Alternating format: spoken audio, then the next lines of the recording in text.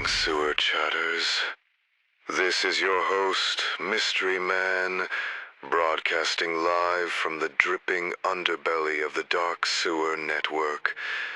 Welcome, all you night crawlers and shadow listeners huddled in your damp corners, ears pressed to the static. Tonight's tale crawls out of the fog like something that should have stayed buried. You're about to hear Bigfoot assault. Lean in close, friends.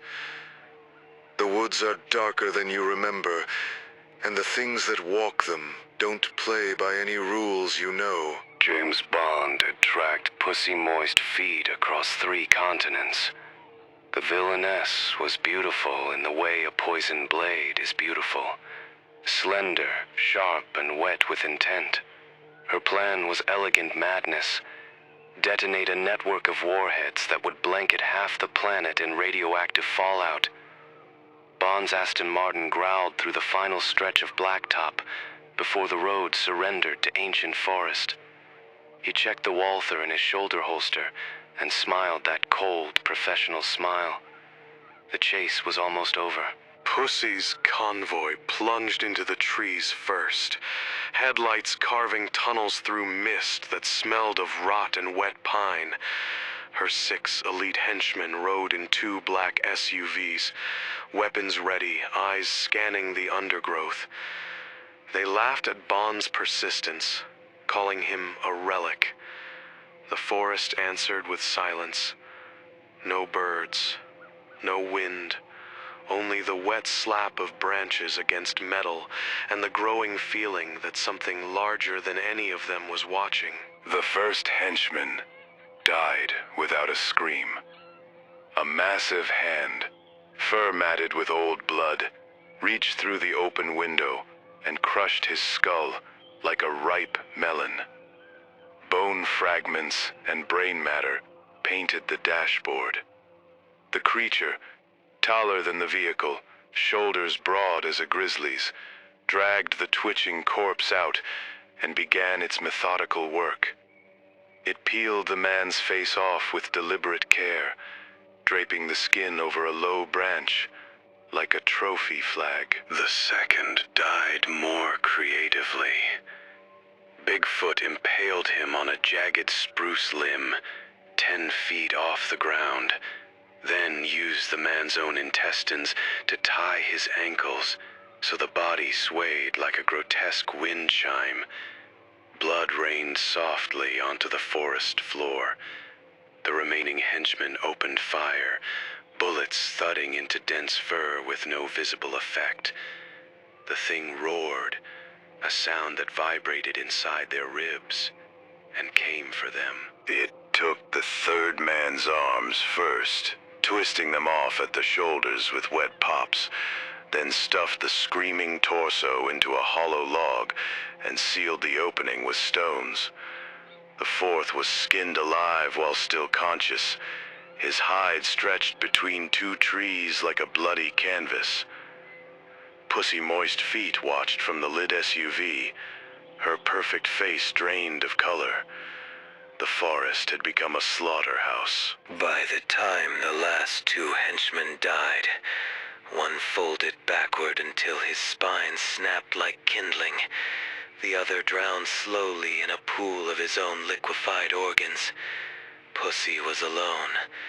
She stumbled from the wrecked vehicle, designer boots sinking into mud and gore. The air reeked of meat and terror. When she saw James Bond stepping carefully through the carnage, she leveled her pistol at him with shaking hands.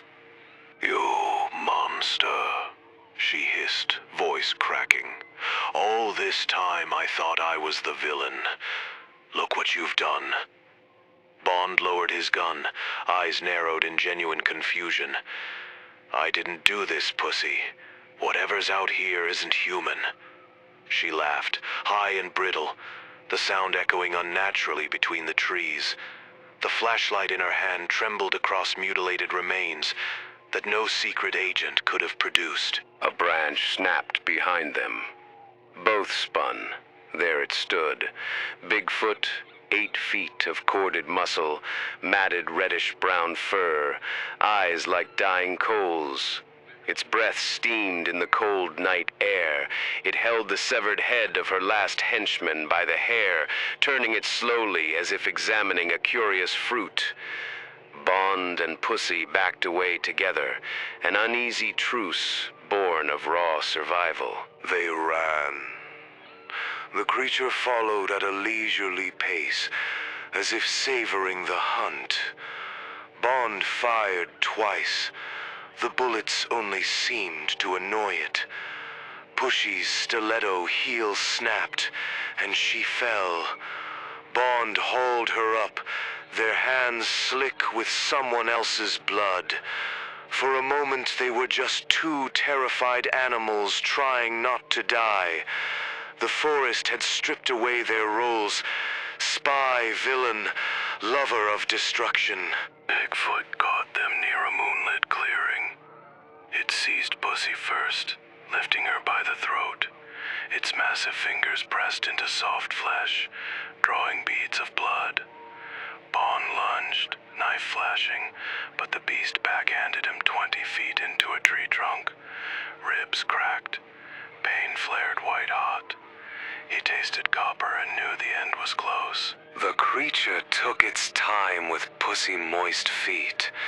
It peeled her designer clothes away like gift wrapping, then began breaking her in sections. First, the elegant legs that had once wrapped around powerful men, then the arms that had signed death warrants for millions. Her screams were wet and gurgling. Bond crawled toward her, trying to fire one last useless shot, but the thing stepped on his hand, grinding bones to powder. Bond's death was slower. Bigfoot sat on his chest, the weight collapsing lungs and heart. It leaned down, rancid breath washing over his face, and bit into his shoulder, tearing away muscle and cloth. The last thing the spy saw was the creature reaching into his pocket, pulling out a slightly crushed cigarette. It lit the smoke with a Zippo taken from one of the dead henchmen and inhaled deeply. Bigfoot rose, smoke curling from its nostrils, and looked down at the two broken bodies. Then it turned and vanished between the trees, leaving only footprints the size of dinner plates and the faint smell of tobacco on the night wind. The warheads were never detonated. Pussy Moist Feet's organization collapsed without her. The world, for once, was spared. And so, sewer chatters. The moral of tonight's tale is this.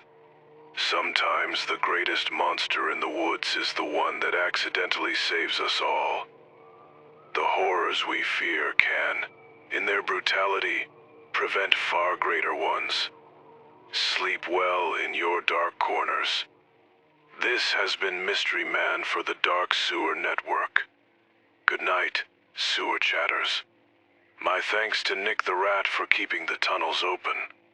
Until next time, stay wet, stay hidden.